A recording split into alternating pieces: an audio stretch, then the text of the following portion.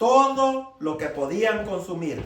Soltó el viento del oriente en los cielos y guió al viento del sur con su gran poder. Hizo llover tanta carne como si fuera polvo y cantidad de aves como la arena de la orilla del mar.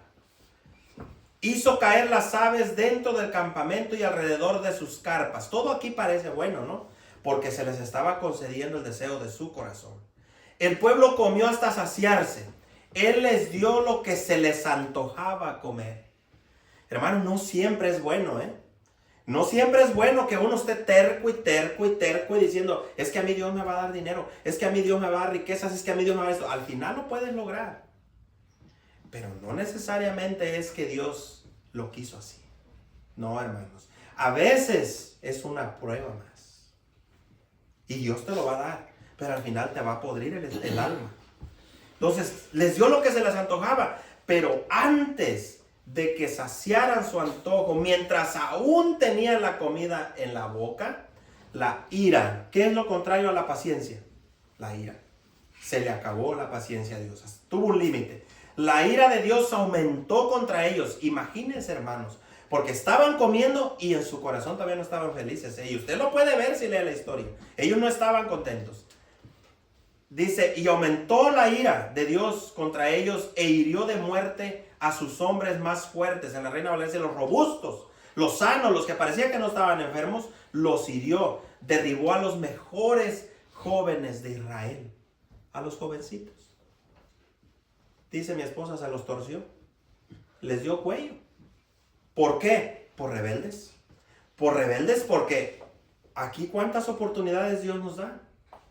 Y puede haber jóvenes rebeldes también que están ahí jugando. Pero Dios tiene un límite. Sin embargo, el pueblo siguió, fíjense bien, hermanos, los castigó, se echó a los robustos, mató a los jóvenes. ¿Y qué hizo el pueblo? ¿Se arrepintió? No. Sin embargo, el pueblo siguió pecando a pesar de sus maravillas, se negaron a confiar en él. Entonces hizo que la vida de ellos terminara. Hermanos, mire, esta parte, hermanos, el versículo 33. ¿Usted quiere fracasar en su vida como cristiano, hermano? ¿Usted quiere que le vaya mal? ¿Usted sabe lo que es un fracaso? Cuando dice, fracasé en mi vida, no logré ninguno de mis objetivos, mi vida fue un fracaso. ¿De qué está hablando? Un desastre. No fui buen padre, no fui buen marido, no fui buen trabajador, no fui buen cristiano. Entonces, ¿qué fui? Un fracaso. Entonces dice, entonces, ¿quién hizo esto? Versículo 33, entonces hizo, Dios fue quien lo hizo. Hizo que la vida de ellos terminara en fracaso y sus años en horror, dice esta versión. ¿Usted quiere eso, hermanos?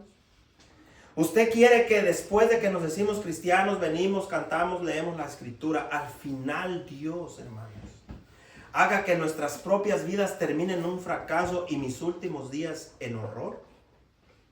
Muriendo en un horror terrible por no obedecer y por no hacer caso. Porque la paciencia de Dios tiene un límite. Cuando Dios, fíjese, cuando Dios comenzó a matarlos, porque no es el diablo, fue Dios. Cuando Dios comenzó a matarlos, finalmente, ¿qué hicieron? Lo buscaron. Cuando Dios vino con toda su ira sobre ellos, cuando Dios comenzó a matarlos, finalmente lo buscaron, se arrepintieron y tomaron en serio a Dios. Hasta aquí parece que está bien, por lo que dice, ¿no? Dios trae juicio, mata a muchos de ellos, entonces ellos se arrepienten y finalmente le buscan. Y uno dice, ya lo buscaron. Es como cuando uno habla con sus hijos y pareciera que hicieron caso.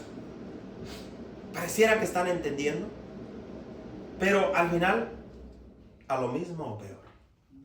Entonces parece que lo buscaron. Se arrepintieron. Pero mire,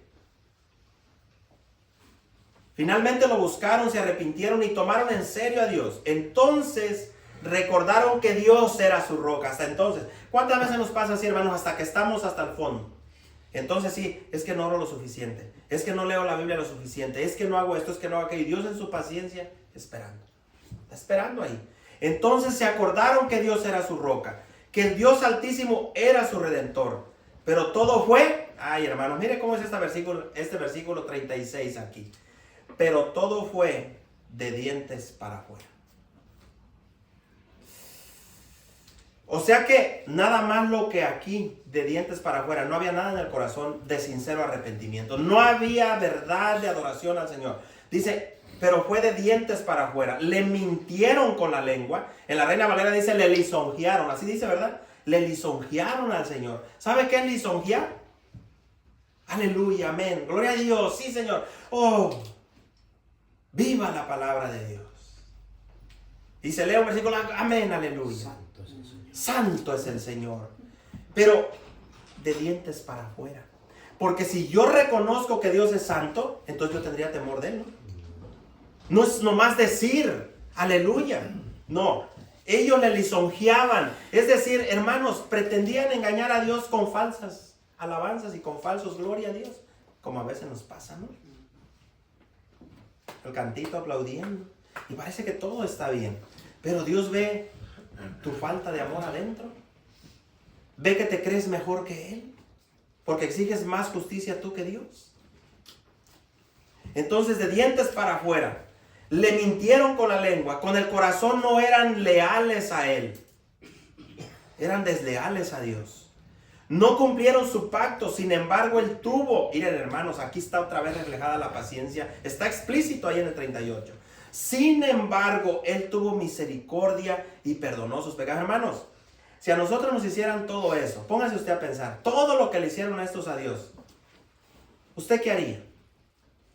Viendo todo lo que le hicieron, lo malagradecidos que eran. Si con un familiar, hermanos, que decimos nosotros nos pagó mal, a veces decimos, ya, mi relación con ese familiar se cortó, ya no va a ser igual.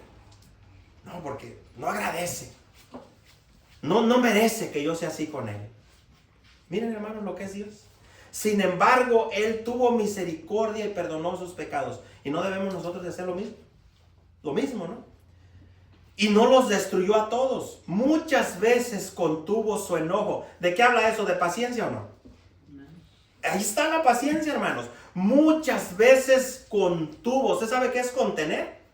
Es como cuando usted le dicen algo que le ofende y hasta le hace... y aprieta los dientes. Me acuerdo cuando Abelito estaba chiquito que yo lo regañaba y le decía a veces algo que él no había hecho y él nomás le decía para no contestar. Cerraba los labios. Hermanos, mire, eso es lo que hace Dios. Mire el Dios tan maravilloso que tenemos, hermanos. Muchas veces contuvo su enojo y no desató su furia sobre ellos. Y usted podría decir, se los hubiera echado. ¿Y nosotros? ¿Qué cree que merecemos, hermanos? No hubiera ni polvo de nosotros aquí. Ya nos hubiera deshecho el Señor. Se acordó, el Señor se sigue acordando que eran simples mortales y que desaparecen como el relámpago, hermanos, como ráfaga de viento que nunca vuelve. Fíjese de lo que el Señor se acordó. Estas pobres criaturas son polvo, son humanos. Ahorita estamos muy bellos, bien sanos, andamos corriendo, jugando un deporte. Al rato estamos marchitos con un dolor. Bien afligidos y todo aquello que se miraba se marchitó y se acabó. Ahorita esos jóvenes que se ven bellos, un día nosotros nos vimos bellos, ya no. Pero, bueno, hermano, tiene todavía ese espíritu joven. Pero, hermano, mire, no había arrugas, no había enfermedades graves, ¿verdad que no? Cuando estábamos jóvenes, nada, ahorita todo. Nos comemos un pan y se nos infla la panzota. Comemos carne y estamos eructando toda la noche, a mí me pasa. Cualquier cosa nos hace daño, vamos al doctor y somos una bomba de enfermedades. Pero hermanos, ¿y cómo está la vanidad, no? Estos jovencitos ahorita, yo sé, se sienten caritas, Leonardo DiCaprio, Chicharito, se sienten muy guapos. Se sienten que hasta inflan el pecho y caminan así, ¿no? Pero hermanos, para Dios somos polvo. Somos neblina, somos como la flor de la mañana está muy bonita, al rato está así, miren. Una sombra. ¿Cuántos días de vanidad tiene usted? ¿Cuánto tarda la juventud? Y Dios ahí nos está aguantando, está aguantando al joven, al adulto, al viejo que parece niño todavía en sus actitudes, todavía el Señor también le está aguantando. Ese viejo canoso que todavía hace sus berrinches en la casa, más que los niños. A veces el marido es el más berrinchudo en la casa. No le voy a dar mucho ahí porque yo veo caras largas. Entonces, miren, se va así la vida. Dice, y miren cómo dice aquí el que escribió el Salmo, le hace así. Oh, cuántas veces se rebelaron contra él en el desierto. y entristecieron su corazón en esa tierra seca y baldía. Todavía, hermanos. Una y otra vez pusieron a prueba la paciencia de Dios y provocaron al Santo de Israel. ¿Cuántas veces lo hemos hecho nosotros, hermanos? ¿Cuántas veces, hermanos, hemos provocado al Santo de Israel? A Jehová de los ejércitos. Hermano, piense, iré poquito, hermano. Medite y verá, hermano, que va a estar agradecidísimo con Dios por lo paciente que ha sido con nosotros. ¿Cuántas veces le hemos puesto a prueba? ¿Cómo se pone a prueba a Dios? Cuando yo caigo en el mismo pecado una y otra vez. Eso es poner a prueba a Dios. Eso es poner a prueba a Dios. Sin embargo, la paciencia de Dios es, le digo, diferente a la nuestra. No se acordaron de su poder. A veces estamos igual, hermanos. No nos acordamos que Dios es todopoderoso y que Él puede, con un tronido de manos, hacernos caer de cabeza. Con que su dedo le haga así. Entonces, ¿qué pasó con ellos? Se les olvidó el poder de Dios. Para ellos Dios era nada. Un Dios ahí nomás muerto, un Dios que no actúa. No se acordaron de su poder ni cómo los rescató de sus enemigos. No recordaron las señales milagrosas que hizo en Egipto, ni sus maravillas en la llanura de Zoar. Mire, en el primer libro de Reyes, no lo vamos a leer, pero en el primer libro de Reyes, capítulo 21, hay una muestra de la paciencia de Dios, donde Jehová muestra su paciencia y su misericordia, hermanos, con un hombre, con un impío tan vil, quien era Acab. ¿Ustedes se acuerdan de Acab? Un hombre tan